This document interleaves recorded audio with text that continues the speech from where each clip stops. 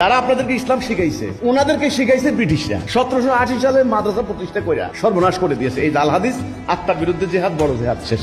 কোরআনে দুটা শব্দ, হেদায়া, দলালা। আগে হেদায়া, আগে হলো সঠিক পথ। যদি জান্নাতে যেতে চান তাহলে আপনাকে আগে সঠিক পথ অনুসন্ধান করতে হবে। এই সঠিক পথের নাম হলো হেদায়া, তাওহীদ, লা ইলাহা ইল্লাল্লাহ। একমাত্র আল্লাহর আনুগত্য ছাড়া কারো আনুগত্য না করার অঙ্গীকার করা। নবী করিম সাল্লাল্লাহু আলাইহি সাল্লাম এই রাস্তা দিয়ে গেছেন, এই রাস্তায় তিনি কায়েম করেছেন। সাহাবা ইজমাইন এই রাস্তা দিয়েই গেছেন। এটাই সেই সিরাতুল মুস্তাকিম। গত কয়েক শতাব্দী ধরে ইবলিস ষড়যন্ত্র করে এই রাস্তাটা মুছে দিয়েছে, এই রাস্তাটা ভুলিয়ে দিয়েছে, এই রাস্তা থেকে আমাদেরকে নামিয়ে দিয়েছে।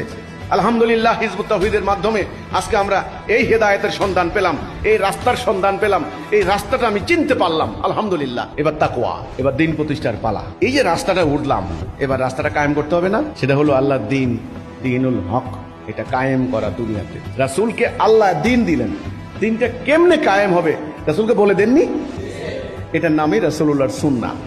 সুন্নাহ, সুন্নাহ মানে কর্মনীতি, কর্মপদ্ধতি। সেটা হলো জেহাদ এবং কিতাল, সংগ্রাম। এই জেহাদের মাধ্যমে দিন প্রতিষ্ঠা করতে হবে। জেহাদের কথা শুনলে এখন অনেকের হার্টবিট শুরু হয়ে যায়, কলিজা কাঁপা শুরু করে দেয়। ওরে বাপ, জেহাদ! এর কারণ কি জানেন?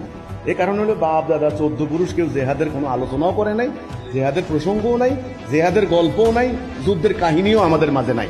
আত্মার বিরুদ্ধে জেহাদ, বড় জেহাদ, এক ধরনের এটা জাল হাদিস শিক্ষা দিয়া শেষ করে দিচ্ছে। এটা কেমনে রাসূলুল্লাহর পুরো সংগ্রামী জীবন বাদ দিল? রাসূল সর্বক্ষণিক রাখতেন তলোয়ার। তলোয়ারটা ফেলে দিয়ে কোন কালে কোন সময় এসে তসবির দানা ধরাই দেওয়া হলো, এটা কি আপনাদের জানা আছে? আপনাদেরকে কেউ বলেছে এই বেটা তোর হাতে তসবির ছড়া কেন? তোর হাতে তো ছিল তলোয়ার। কেউ বলেছে পর্যন্ত? না, বলে নাই, বলতে পারবে না। কারণ যারা আপনাদেরকে ইসলাম শিখাইছে, ওনাদেরকে শিখাইছে ব্রিটিশরা। 1780 সালে মাদ্রাসা প্রতিষ্ঠা করে সর্বনাশ করে দিয়েছে। এই জাল হাদিস, আত্মার বিরুদ্ধে জেহাদ, বড় জেহাদ শেষ। অথচ সূরা ফুরকানের 52 নম্বর আয়াত আল্লাহ বলছেন, ফালা আতুতিল কাফিরিনা ওয়া জাহাদুহুম বিহি জিহাদান কাবীরা। বিহি মানে এটা দিয়া, এইটা দ্বারা মানে আল্লাহর এই বিধান দ্বারা কাফেরদের বিরুদ্ধে লড়াই করো, ওটা হলো জেহাদে আকবর। তাহলে কাফেরদের বিরুদ্ধে লড়াই কিন্তু জেহাদে আকবর, আত্মার বিরুদ্ধে জেহাদ জেহাদে আকবর না। কিন্তু এখন সমস্যা হয়েছে কি, কাফের কারা? কাফেরও তো চিনে না। কিন্তু আল্লাহ যে বলে দিছে, যারা যারা আমার আইন দ্বারা বিচার করে না তারা কাফের। এখন তো আশা করি যাদের এই হেদায়াত দৃষ্টি খুলে যাবে, তারা তো আশা করি দেখতে পাবে জিনিসটা কি।